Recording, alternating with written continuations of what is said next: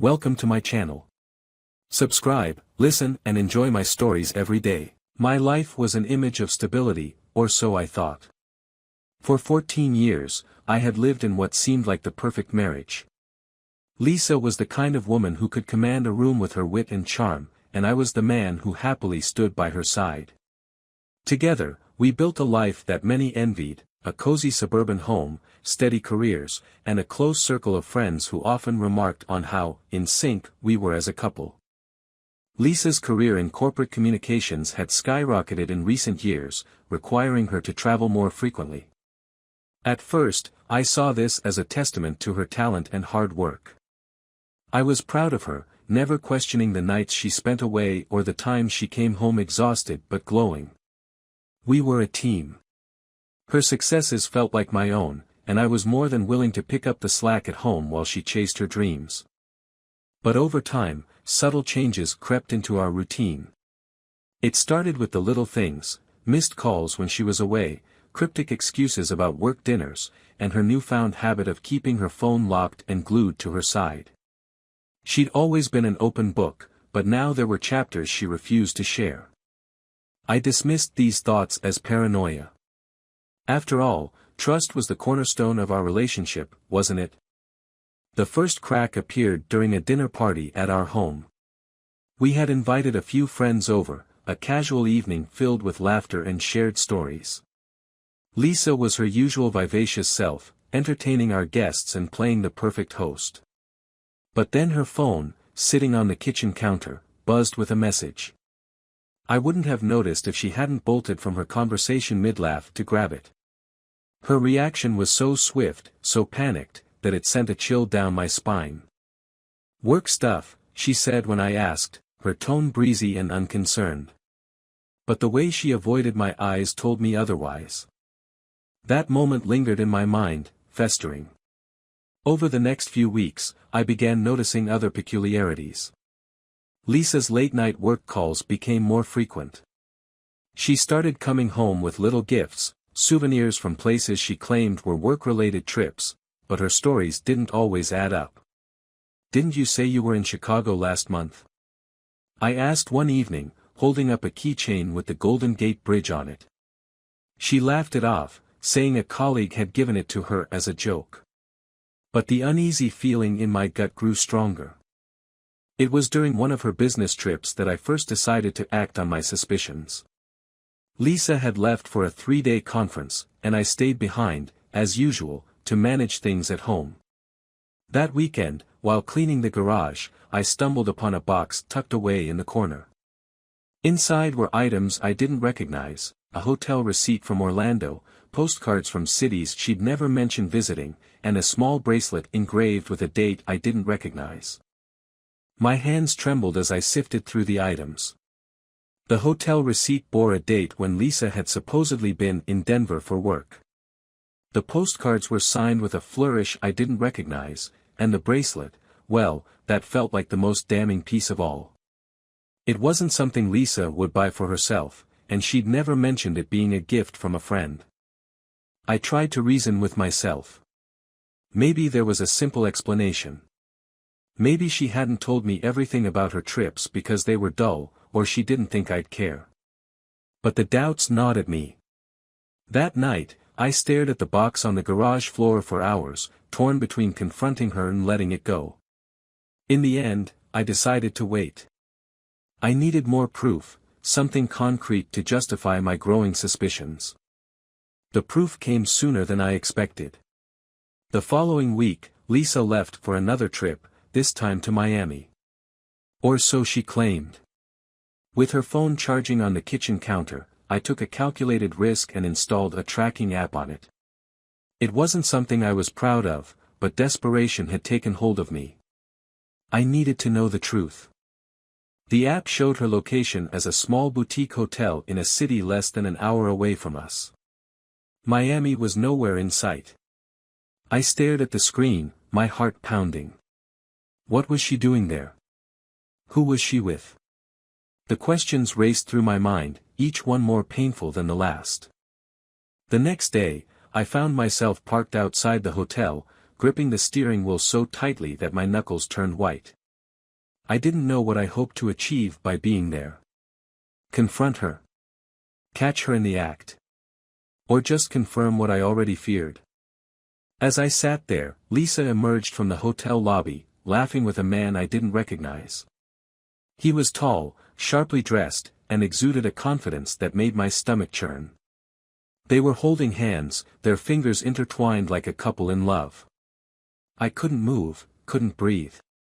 All I could do was watch as my wife, the woman I had trusted implicitly, walked away with him.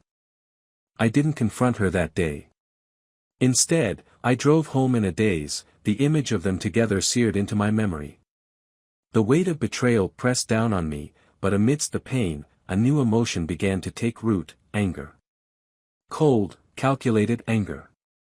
That night, as Lisa returned home, cheerful and full of stories about her conference, I smiled and nodded, pretending to believe her.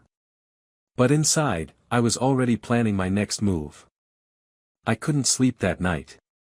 Every time I closed my eyes, I saw Lisa's hand entwined with his, her carefree laughter echoing in my mind.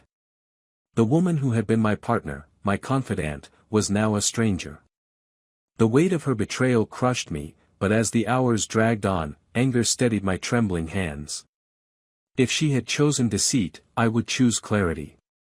I needed to unravel the threads of her lies. The next morning, Lisa was her usual self, effortlessly charming, breezing through the kitchen as though nothing had changed. She kissed me on the cheek, the same way she had for years, and left for work. I stood there, frozen, watching her walk out the door. The moment it clicked shut, I sprang into action. The first step was to gather evidence. I didn't want to confront her with accusations that she could twist into denials or excuses. I needed irrefutable proof. Her phone was my starting point. The tracking app I'd installed the week before gave me her recent locations, but it was the text history I needed to access. Her password wasn't hard to guess, it had always been my birthday, a gesture she'd said was symbolic of how much I meant to her. The irony made me sick. Her messages told a story I wish I could forget. The man she was seeing was named Andrew, a colleague from her firm. Their conversations were casual at first, filled with work updates and harmless banter. But as I scrolled further, the tone shifted. Their exchanges grew more intimate, filled with inside jokes, shared memories, and declarations of longing. "I can't wait to see you again," one message read. "Last night was incredible." Another, "I hate leaving him at home. He's so clueless." My stomach churned. Each message was a dagger, slicing through the life I thought we had built together. The woman I thought I knew was gone, replaced by someone who mocked me behind my back. I found photos, too, selfies of them together, some taken at the boutique hotel where I had seen them, others in places she had claimed to visit for work. One image showed them on a sunny patio, wine glasses in hand, her head resting on his shoulder. I saved everything, every shred of evidence, creating a file that painted a picture too vivid to deny. But it wasn't enough to simply gather proof. I needed to understand how far this betrayal went. Over the next few days, I began to piece together her movements, her spending, and her excuses. I combed through bank statements, cross-referencing hotel receipts with the dates of her supposed work trips. Every discovery confirmed what I already knew. This wasn't a fleeting affair, it was a double life. The hardest part was pretending nothing was wrong. Each evening, as Lisa returned home, I played my part as the loving, oblivious husband. I cooked dinner, asked about her day, and listened to her stories about meetings and deadlines. Every smile she gave me, every laugh, felt like a slap in the face, but I held my composure. The confrontation would come in time, and when it did, it would be on my terms. The turning point came a week later. Lisa announced she had another work trip, this time to New York. She packed her bags with practiced ease, kissing me goodbye as she left for the airport. I waited an hour before checking the tracker. As expected, she wasn't heading to New York. She was en route to the same boutique hotel. This time, I didn't stay home. I parked outside the hotel again, my pulse racing as I watched her car pull into the lot. Andrew was already waiting for her, leaning casually against the hood of his sleek black sedan. Lisa stepped out of her car, her face lighting up as she saw him. They embraced, a kiss lingering longer than any she'd given me in years. I followed them at a distance as they walked hand in hand into the hotel. My rage simmered, but I forced myself to stay calm. This wasn't the moment for confrontation. I needed to see it all unfold, to solidify the betrayal in my mind.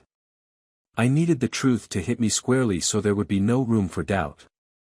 I watched them check in, the receptionist smiling warmly as Lisa giggled at something Andrew whispered in her ear. They disappeared into the elevator, and I waited, unsure of what to do next. The thought of confronting them right then was tempting, but I knew it would lead to nothing but chaos. I wanted my actions to be deliberate, calculated, a move she wouldn't see coming. I waited an hour before leaving. I returned home and prepared. It was time to confront her, not with a fight but with undeniable proof and a plan that would leave no room for manipulation. I gathered the evidence I had collected, the text messages, photos, receipts, and the location logs from her phone. I organized everything into a neatly labeled folder. When Lisa returned the next day, she was glowing. "The conference was amazing," she said, unpacking her suitcase in the bedroom. "I met some great people, made some solid connections. How was your weekend?" I didn't answer. Instead, I placed the folder on the bed and watched her face as she opened it. The shift in her expression was immediate, her smile vanished, replaced by wide-eyed panic. She flipped through the contents, her hands trembling as she took in the damning evidence. "Robert," she began, her voice shaking. "I can explain." "Don't," I said, cutting her off. "You've already said enough. Now, it's my turn." I had waited long enough for this moment, and I wasn't going to let her weasel her way out of it. I could feel the weight of my emotions, anger, betrayal, and sadness, but I kept my tone steady. "You lied to me," I said. "For months, maybe years. I trusted you, Lisa. And you threw it all away." Tears welled in her eyes, but I didn't stop. I laid out everything I had discovered, each piece of evidence hitting her like a hammer. She tried to defend herself, to blame me for being distant, for working too much, for not giving her the attention she needed. But her excuses only fueled my anger. "This isn't on me," I said. "You made this choice. You decided to betray me, to mock me behind my back. Don't you dare try to shift the blame." Her tears turned to sobs, but I felt no sympathy. I had spent the last week mourning the loss of our marriage. Now, it was her turn to face the consequences. And I wasn't finished yet. My revenge was just beginning. Lisa sat on the edge of the bed, her face pale and streaked with tears. The folder of evidence lay open between us like a battlefield map, each piece a reminder of her betrayal. I could feel the tension crackling in the air, but I didn't let my emotions sway me. This was my moment to seize control, to decide the fate of what remained of our marriage, and to ensure that I walked away on my terms. "Robert, please," she began again, her voice cracking. "I made a mistake. I wasn't thinking. It didn't mean anything." "Stop," I said sharply, cutting her off. "Don't insult me by pretending this was meaningless. You don't spend months sneaking around, lying, and mocking your husband for something that didn't mean anything." She flinched, her hands trembling as she reached out to me. "I love you, Robert. I swear I do. I was just lost. I was feeling neglected, and Andrew, he was there. He made me feel seen." I laughed bitterly. "Seen? You mean he stroked your ego while you tore apart everything we built together? You didn't care about being seen, Lisa. You cared about escaping responsibility." Her lips quivered, and fresh tears spilled down her cheeks. But I wasn't interested in her guilt or apologies. I'd already mourned the woman I thought she was. Now, I was focused on what came next. You know what the saddest part is? I said, my voice cold. I would have done anything for you, Lisa. If you'd told me you were struggling, I would have moved heaven and earth to fix it. But instead, you chose this. Her sobs grew louder, but I ignored them. It was time to act. The next day, I started putting my plan into motion. The first step was securing my financial future. Our prenup was clear: any infidelity on her part would void her claim to the majority of our assets. I contacted a lawyer to review the document, ensuring there were no loopholes she could exploit. Robert, my attorney said during our meeting, you're in a strong position here. The evidence you've collected is airtight. If she tries to contest this, she won't stand a chance. That was exactly what I needed to hear. With the legalities underway, I turned my attention to the more personal aspects of my plan. Lisa's betrayal wasn't just going to cost her our marriage, it was going to cost her reputation, too. Over the years, Lisa had cultivated a polished image, a successful career woman, a devoted wife, a pillar of our social circle. She thrived on the admiration of others, and I was about to strip that away. I started small. The photos and messages I'd uncovered made their way to Andrew's wife, who, much to my surprise, responded with icy composure. "Thank you for bringing this to my attention," she wrote in an email. "I've suspected for some time, but now I have the proof I need." A part of me felt a pang of guilt for involving her, but it was outweighed by the satisfaction of knowing Andrew's perfect little world was about to crumble. Next, I turned my focus to Lisa's professional life. Her firm had a strict no-fraternization policy, one that I knew she and Andrew had flagrantly violated. With a carefully worded anonymous tip, I sent the evidence to their HR department. Within a week, Andrew was fired, and Lisa was placed under review. When she found out, her fury was palpable. "You had no right," she screamed, storming into the living room. "You're ruining my career." I leaned back in my chair, unfazed. "You ruined your career the moment you decided to screw a coworker on company time. Don't blame me for your choices." Her protests didn't last long. The weight of her actions was finally catching up to her, and for the first time, I saw real fear in her eyes.